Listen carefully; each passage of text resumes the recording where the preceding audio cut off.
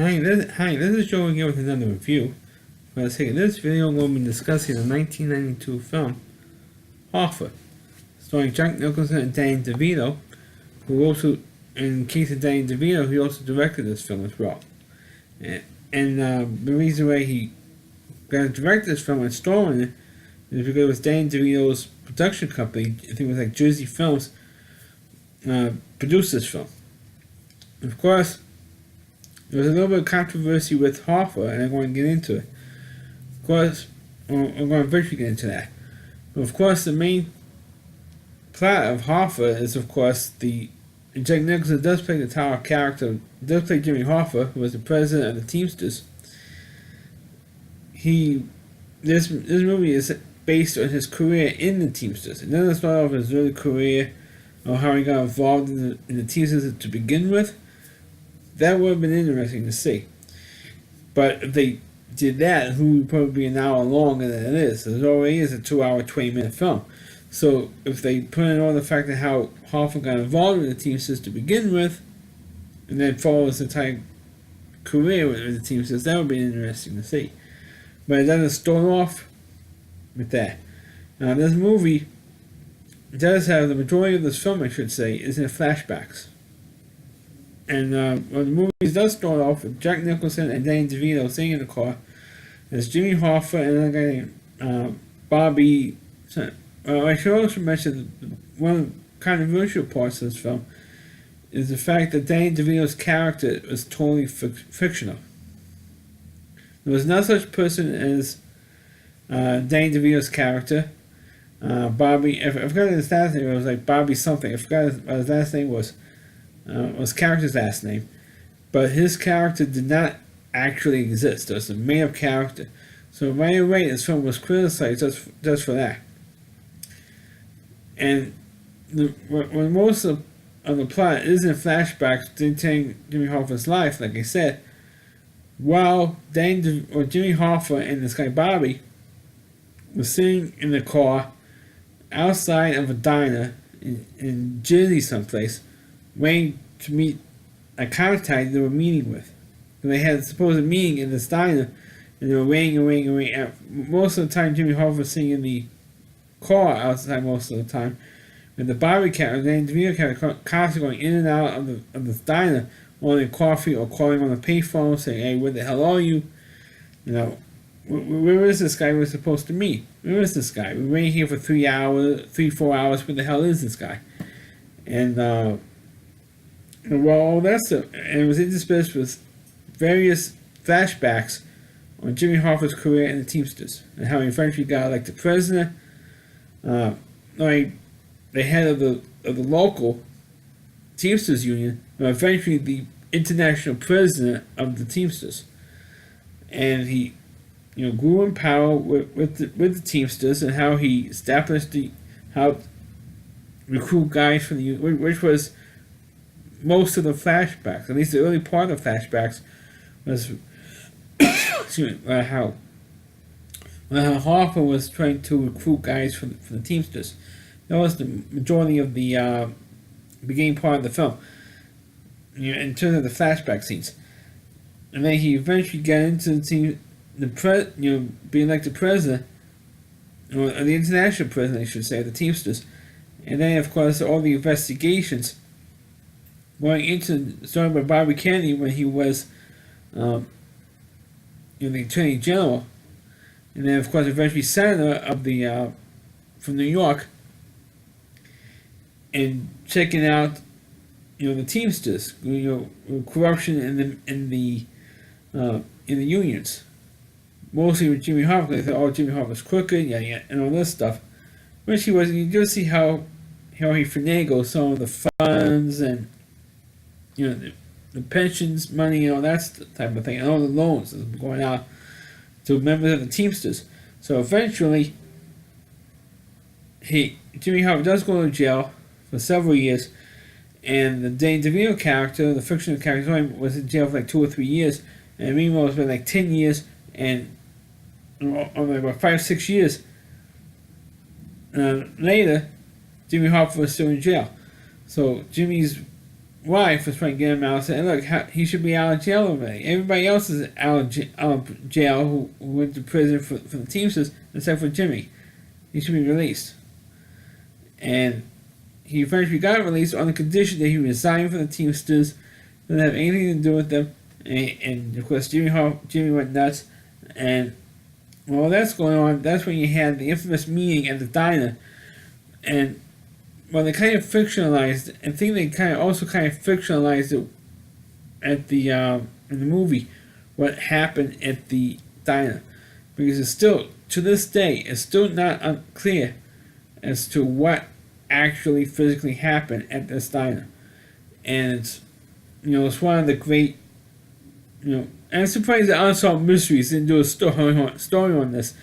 The ones with Robert Stackis. I'm surprised they didn't do a story on Jimmy Hoffa, because it's one of the great mysteries, like what happened to Jimmy Hoffa. Where's Jimmy Hoffa?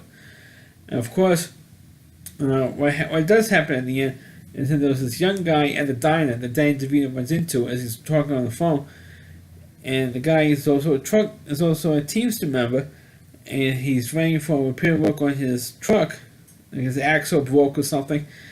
And he says, "Okay, you call this number," and the guy and Danny DeVito gives him this number. So get on the phone, call this number, and the guy will come out and tell him it's from me. And you give them my name, and they'll send a guy out like that, which is what this guy does. So he says, "Oh, I want to thank you very much for helping me out. You're gonna have to." And he says, "You want to thank somebody? Don't thank me. Thank this guy in the car." So and Danny DeVito got a couple of cups of coffee. So you give this coffee to the guy in the car out there. He says, "Is that who I think it is?" He said, "Well, you go find out." So he finds out, and it happens to be, of course, Jimmy Hoffa. So the young guy from the diner is giving him the coffee, goes into his wrist like I'm doing now, pulls out a gun, shoots up Jimmy Hoffa, and then the other guy, and then they realized he gave Jimmy his gun, so that's why he doesn't have a gun. So he's to help him and say, "Hey, what are you shooting him for?" And then of course then DeVito gets his comeuppance, he gets shot and killed. And this big truck comes along, and they put drag this car into the back of this truck, close up the truck, and the truck just drives away, and that's it. And that's how they dealt with what happened to Jimmy Hoffa in the movie. I think that there's a bit of controversial because you don't know exactly what happened. You don't know. It's like I said earlier, it's one of the great big mysteries is what happened to Jimmy Hoffa. You really don't know, and it's like I said, it's an unsolved mystery. And of course, jokes came by like in the early 90s, like around 89, 90.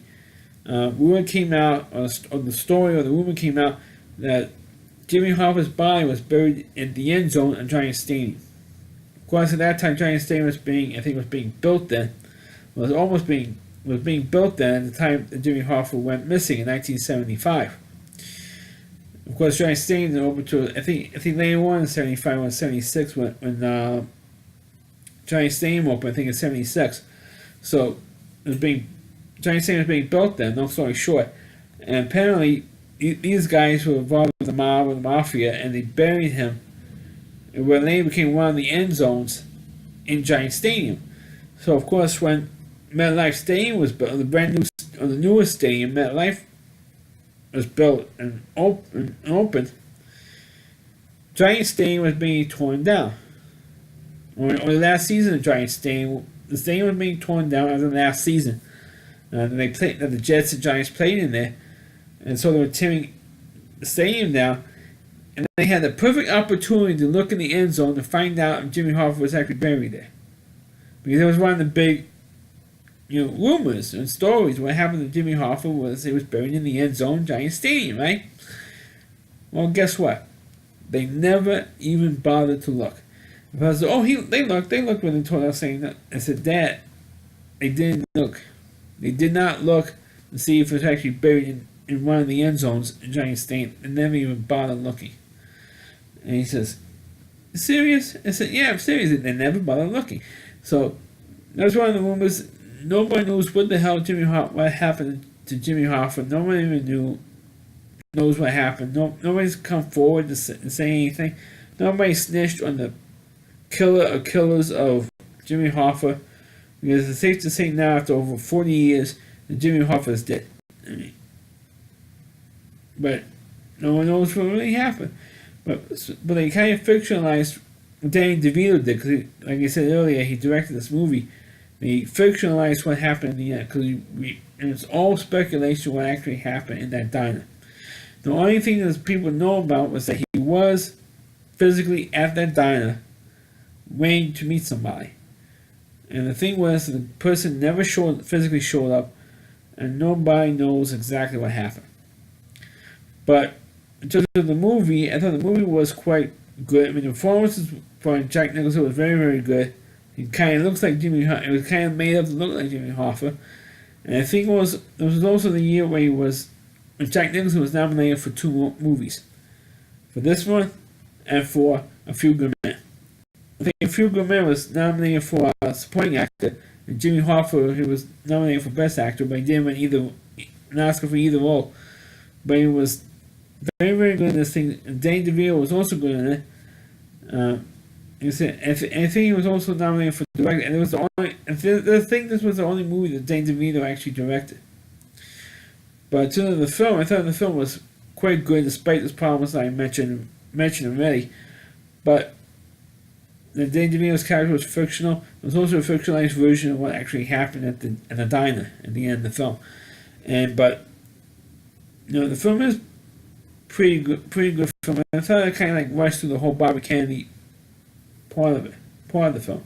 And the guy who played Bobby Kennedy in this film, he gave a really bad Boston accent in this film.